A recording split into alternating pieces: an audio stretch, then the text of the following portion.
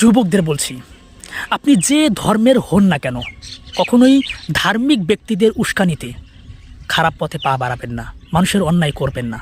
কারণ ধর্ম একটা এমন জিনিস যেটা মানুষের মনের মধ্যে থাকে। আপনার মধ্যে যদি সত্য থাকে, সততা থাকে, মায়া থাকে, দয়া থাকে, সেটাই ধর্ম। ধর্ম মানে হচ্ছেন সত্য, সত্যই হচ্ছে ধর্ম।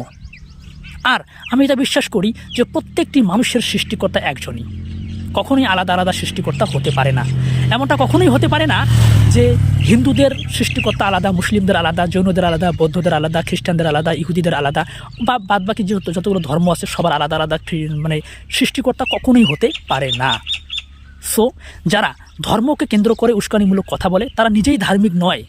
যদি ধার্মিক হতো তারা ভ্রাতৃত্বের কথা বলতো, তারা মিলঝুলে থাকার কথা বলতো, তাদের মাথায় এটা কাজ করতো যে আমরা প্রত্যেকেই একজন সৃষ্টিকর্তার সৃষ্টি।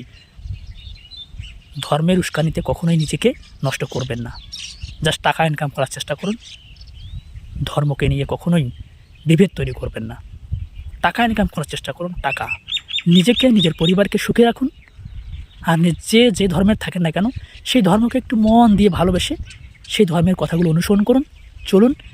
জাস্ট জীবনে আর কিচ্ছু দরকার নেই, কারো উস্কানিতে কখনোই পা বাড়ে নিজের জীবনকে নষ্ট করবেন না।